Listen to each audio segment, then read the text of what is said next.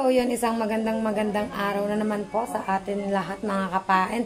Panibagong araw, panibagong vlog tayo guys. At for today's vlog is dito muna ulit tayo sa loob ng bahay guys. Kasi nga po wala pa po tayong iba vlog sa tabing dagat. Kasi nga po is hindi pa po tayo nakakapagtaytaypain guys. Kasi hindi pa nakakalaot ang mga bangka. Kasi po ay ngayon lang medyo gumanda-ganda ang panahon. Yan. Ngayon lang medyo gumanda ang aura ng dagat mga kapain. Kaya dito muna tayo guys sa loob ng bahay at bala kong magluto ngayon ng aming ulam. Yan. Bali magluluto tayo ngayon ng talong guys. Kung anong gagawin ko sa talong ay panoorin na lang natin guys kasi mahilig kasi po akong mag-imbento ng mga luto. Tapos minsan nakakakuha po talaga ako ng idea kapag po sumisilip din ako kay Lolo. Yun. So mga kapain at samahan nyo po ako sa aking vlog ngayong araw na ito. Yan mga kapain. So, let's start na guys. So, yun guys. Bali, papakita ko po muna sa inyo ang rekado ng mga gagamitin ko sa aking pagluluto guys. Bali, meron tayo dito ng talong. Bali, babalatan ko po ito tapos gagayatin ko po. Meron po tayong crispy fry, harina. Ito, kulang pa kasi ang harina yan. Bali, ilalagay ko pa po ito guys. Tapos, meron tayong magic sarap. Yan. Paminta. Asin hindi mawawala syempre. Tapos ang itlog guys, hindi rin yan mawawala. Bali kapag nabalatan ko na yung talong guys, ay ibababad ko muna siya dito sa tubig ng ilang minuto. Mga kapain, bababad ko muna siya dito ng ilang minuto. Tapos bago ko siya i-drain at bago ko siya lagyan ng mga ganito guys yan. Tapos bago natin iprito mga kapain. At samahan nyo ako guys sa aking pagluluto at simulan na natin mga kapain. Yan kasi kumpleto ng ating rekado. So yun guys, ito na babalatan na natin ang talong. Bali, wala tayong peeler kaya kutsilyo lang gamit natin guys. Kaya kailangan ay dahan-dahan lang ang ating pagbabalat para hindi siya masyadong makapal mga kapain. Yan, balatan lang natin. Wala kasi tayong peeler kaya kutsilyo lang muna sa ngayon. Yan. Nakdun ka sa electric pan, mainit. Sobrang init dito. Nandito kasi si Princess. Kanina lumabas siya ng konti. Punta siya dun sa lula niya. Yan guys, medyo matagal-tagal ang ating pagbabalat kasi nga kutsilyo ang gamit natin guys. Yan guys, dire-diretso tayo sa pagbabalat ng ating talong. Yan. Nakaisa na tayo guys. Nakaisa na tayo guys. Mamaya natin yan nahati-hatian yan. Nagpabila ko sa boteng mantika kay Kiling-Kiling. Ay, brasong malaki guys. Yan, nandito na tayo sa padalawang talong guys. Balatan lang natin siya. Ang hirap pala magbalat pag kutsilyo ang gamit. Diba guys? Mahirap akong ganyan. Peeler, wag na na.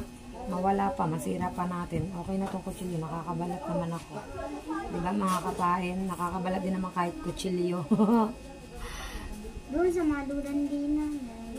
Okay na ito na. Okay.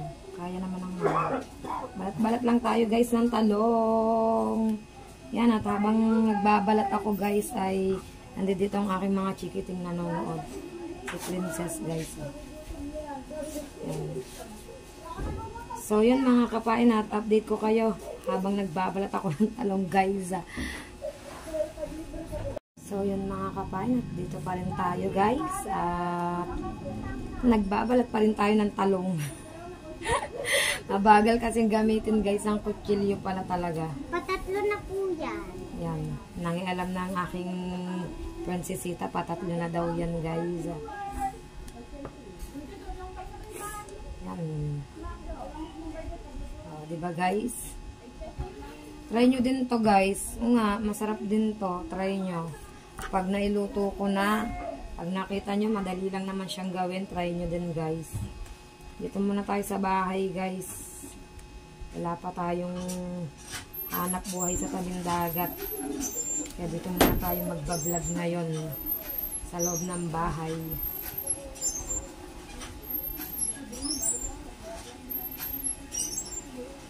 Last time na binablog ko yung pagluluto ko ng ulam na gatang papaya at pritong tilapia guys. Hindi na naipagpatuloy yon kasi nga may nangyari. Hindi ko na naipagpatuloy yun. Nawala na yun, guys. Kaya eto, dito tayo nag-continue sa talong. Sa talong.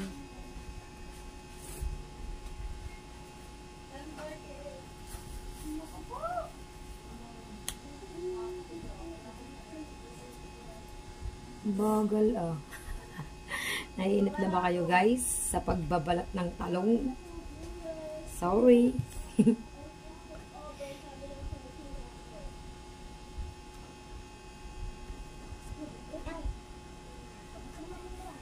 Sorry guys, medyo matagal. Yan. Late na akong anong oras na ba to? 10 kasi katatapos lang natin maglaba guys. Katatapos lang natin maglaba. Kaya eto. Yan guys, last one na to guys. At update ko na lang kayo mga kapain. Yan, so mga kapain, tapos na natin balatan. Then guys, ay gagayatin na natin siya. Papakita ko sa inyo guys kung ano magiging itsura nito pag ginayat ko siya.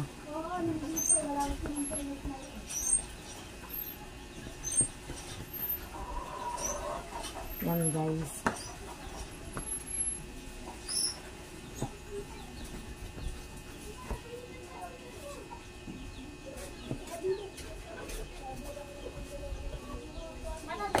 Yan mga kapain, ayan ang style niya guys.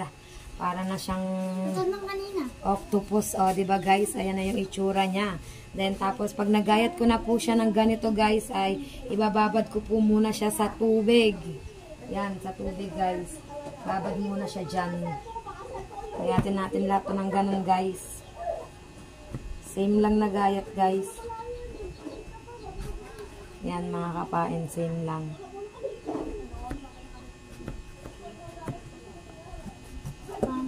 Yan. Sarap to guys pag naluto, promise.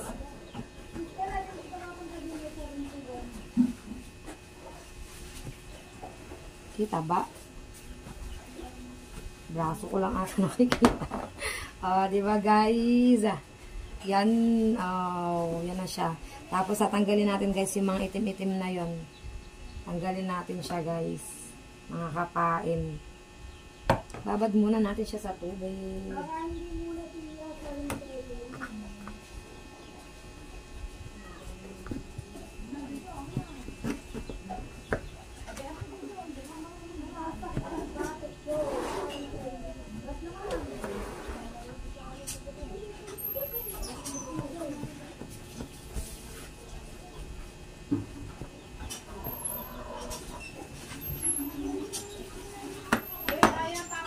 Diba guys? Yan. Babad lang sa tubig. Siyempre, pag inano ko siya dun sa harina sa itlog, magsusot tayo ng plastic gloves, guys. Alam kong malinis ang kamay ko kasi naghinaw naman po ako tapos galing pa ako sa paglalaba. Kaya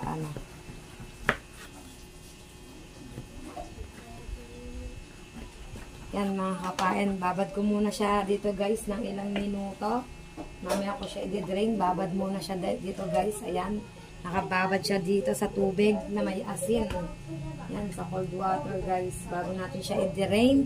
Tapos, update ko kayo guys kapag na-i-drain ko na to dito at kung paano ang proseso ng aking gagawin sa susunod. Yan guys, update lang tayo mga kapain. So yun mga kapain, update tayo guys. Naglagay tayo ng 3 itlog sa isang lalagyan guys. Titimplahan natin siya.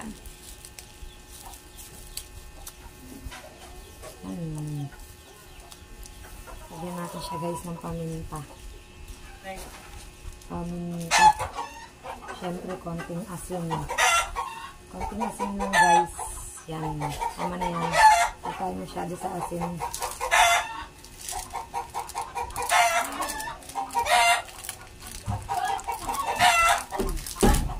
Lagyan siya natin ng konting magic sarap guys. Konti lang. Yan. Tapos pag nalagyan ko na guys, ibigit ko na siya. Yan. Kasi dito natin iaano ang ating talong mamaya kapag na-drain na natin siya guys. Halu-haluin ko lang para lumasa yung aking inanong mga ricado. Yan. Yan kasi magpapasarap din yun kasi sa ating talong. O, diba guys? Para ready na ang lahat. Batiin lang siya natin ng ayos mga kapain. Yan, update ko na lang ulit kayo guys. So, yun mga kapain at na-drain na po natin ang talong. Yan, i-drain na po, drain na po siya guys. Tapos, ang gagawin ko po ay, wait lang, suotan ko rin ng isang gloves ang aking kamay para make sure na ano. Yan, para sure na malinis guys, yan. Ang gagawin ko po guys ay ilalagay ko lang po siya dito sa harina, yan. Papahiran ko lang po siya ng harina mga kapain, yan. Yan. Tapos kapag meron na po siyang harina guys, wait lang, i-focus ko dito sa vlog kasi nakikita yung braso ko lang yan guys. Kapag puro harina na siya guys, kapag puro harina na siya, ay dito ko naman siya ididip sa itlog guys, yan. Sa itlog naman, mga kapain, sa itlog ko naman siya iniaano, yan. Sa itlog guys, at pagkatapos nito guys ay ididip ko naman siya sa crispy fry mga kapain, yan. After sa egg po ay dito naman sa crispy fry. Yan, ganyan lang po ang gagawin ko mga kapain.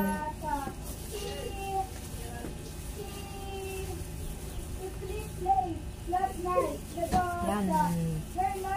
Yan guys, ganito po magiging itsura niya. Tapos, lagay ko lang po siya dito sa isang lalagyan. At ganun din po ang gagawin ko sa iba guys. Ganun din ang gagawin ko sa the rest na natitirang talong yan. Tapos, bago natin siya iprito mga kapain. Yan. Sausaw ulit sa harina. Sausaw. Para lang tayo naglalaro guys, diba? Oh, sausaw lang siya. Yan. Tawag dito is ano, octopus na talong. Yan, charis. Yan. Diba guys? Tapos dito lang ulit. Yan. Ganyan lang guys.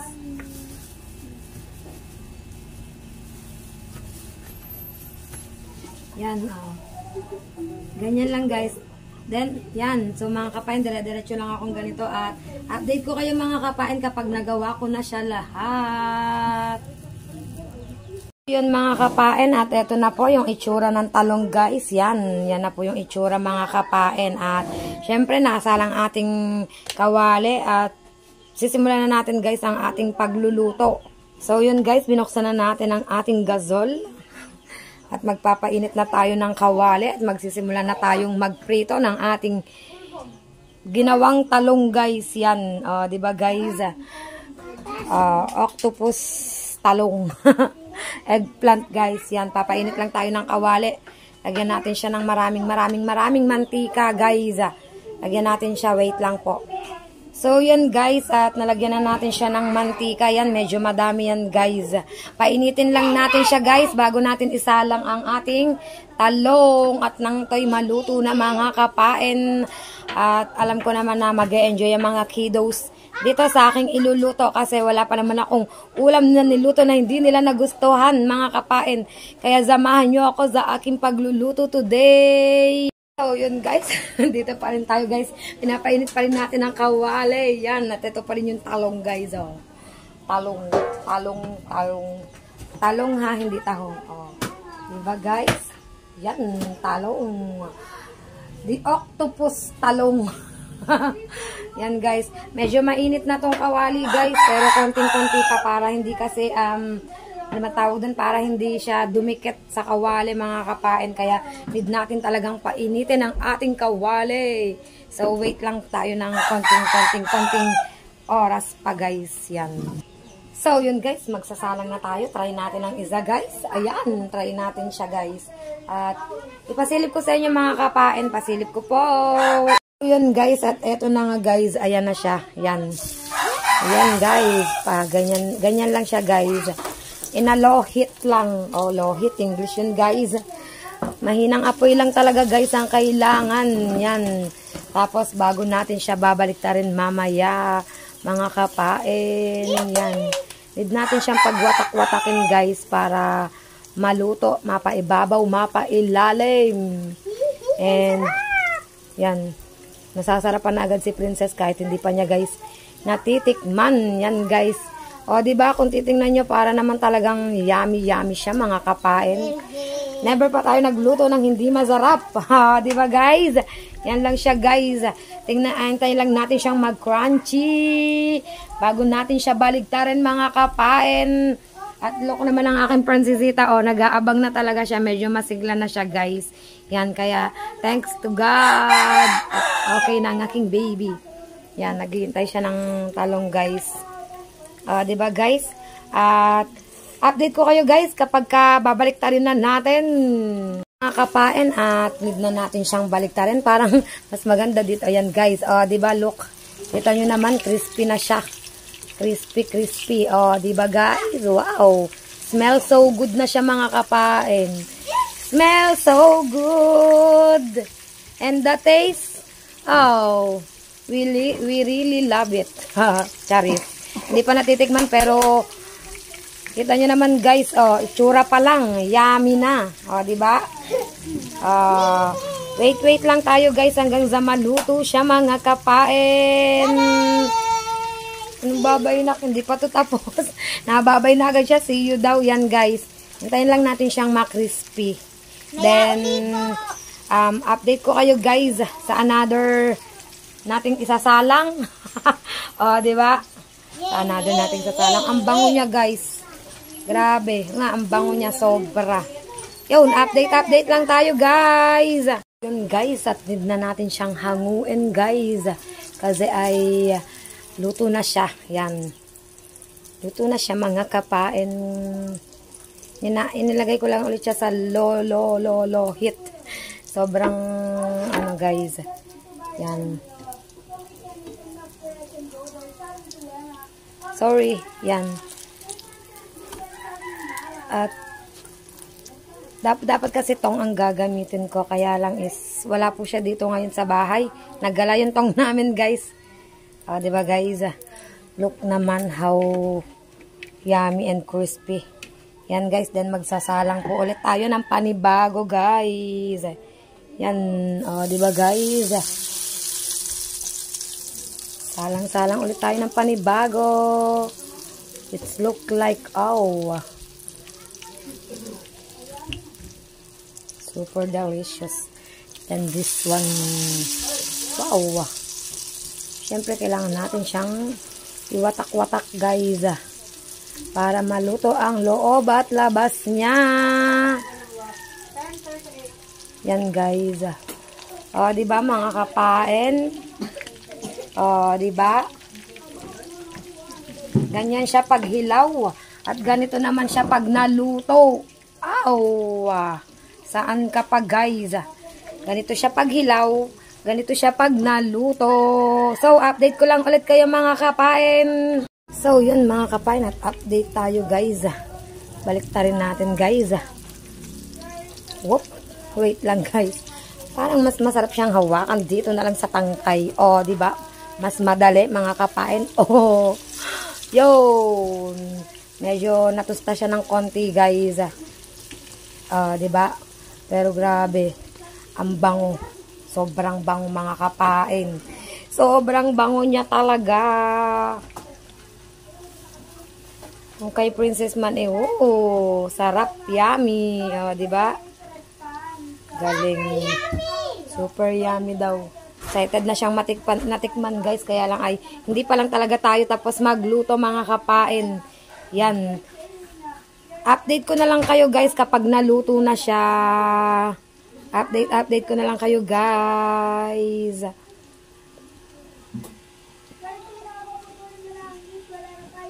So yun mga kapain at this is it. Eto na, luto na ang ating pugitang talong. Pugitang talong guys. Luto na siya guys. Yan. Tingnan nyo naman It's look like yum. Yummy talaga guys. So yun. At dahil tapos na tayong magluto guys, sayo ng sayo si Princess. Kinukuha niya yung cellphone sa akin, magbablog din daw siya. So yun, what's up mga kapain? Sabi ko, sa kanya dapat, so yun, what's up mga kahika? Yan guys, at eto na guys. Kakain na kami kasi nakaluto na kami ng aming ulam. Syempre, bibili pa kami ng ng gulay para kay Princess guys. Yan, bibili kami ng gulay, syaka isda. Titingin kami ng isda mga kapain. So yun mga kapain, at hanggang dito na lang guys ang aking vlog sa araw na ito. Talagang ipinakita ko lang ang pagluluto ng aking inimbentong talong guys. Yan, kasi nga po dahil hindi nga po tayo makapag-vlog sa labas, kaya dito muna tayo sa loob ng bahay guys. Eto na siya, oh this is it. Yummy, yummy and crunchy. Yan, nak. At yan guys, at dahil nga po wala pang mga pain, ay dito muna tayo, stay at home muna tayo guys. At kapag po nakapagpain na at naglautan na, ay back to tabing dagat na tayo ng pagbablog mga kapain. Babalik na tayo dun guys. So yun mga kapain, at dito ko na lang po tatapusin ang vlog ko sa araw na ito. Maraming salamat po sa inyong lahat sa walang sawang pagsuporta po sa akin.